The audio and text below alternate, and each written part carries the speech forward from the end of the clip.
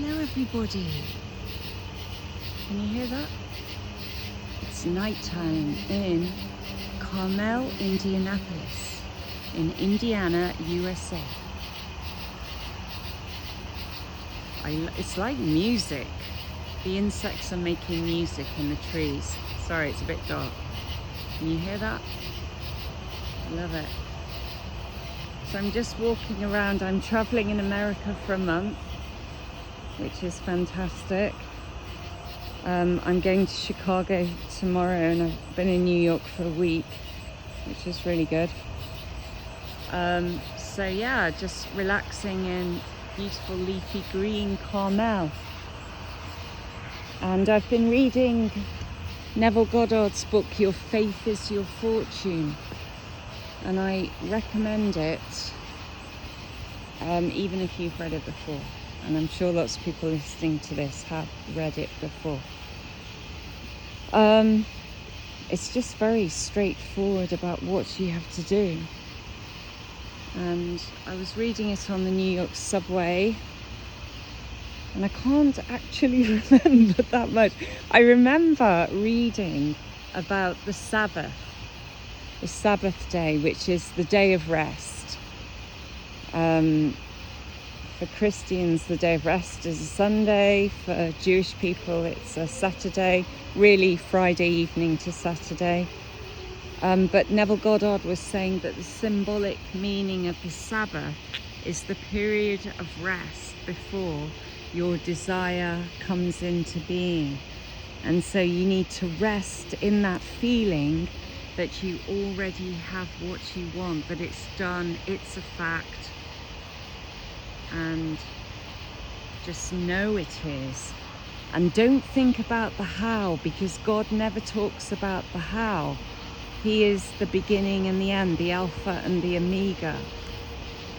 And so you've just got to think of the end result that you want to see. Don't think about how it's going to happen, because that's His job. He'll take care of that. So when you are imagining what you want, you imagine how it feels to already have it. And it was saying as well, as he often says in his talks, to imagine a friend being happy for you. Yeah, and that's the end goal, isn't it? That's the end. You've got it. And then your desire starts to form around you in objective reality. That's the secret of creation. So we rest in the feeling, and then it starts to manifest as material reality. Sorry, it's a bit dark. Just walking around in the dark. So anyway, how many of us actually do it? I'm sure lots of people out there do it, but then we forget, if we're human beings, that is. I do anyway. So it needs to become a habit. It needs to be all the time, and you've got to study it, because if you really believe that this is how things come about, you're going to do it. That's the essence of it all.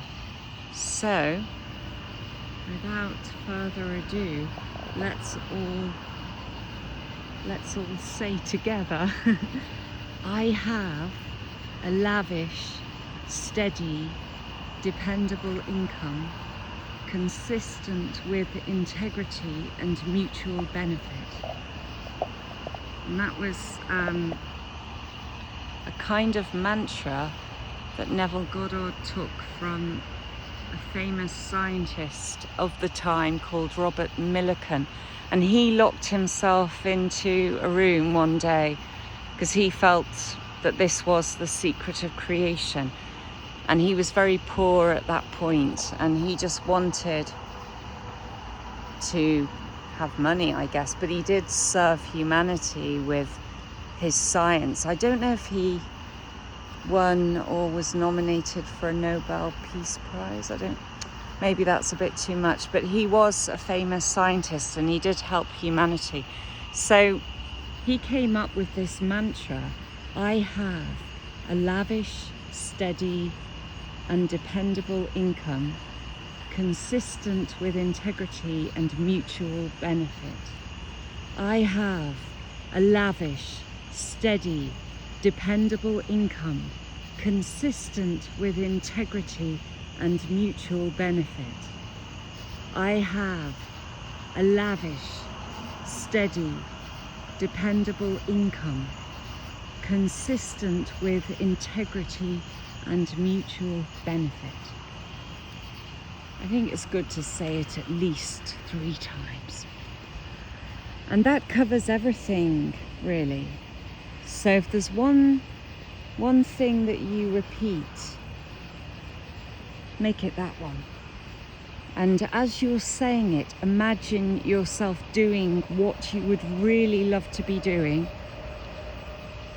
and then finish with a friend congratulating you that you have achieved your life's goal. Okay, I hope that's helpful to some people out there, and I hope you didn't mind me filming in the dark.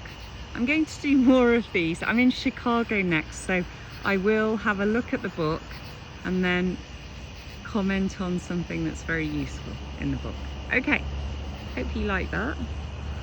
And it's over and out from me. Bye.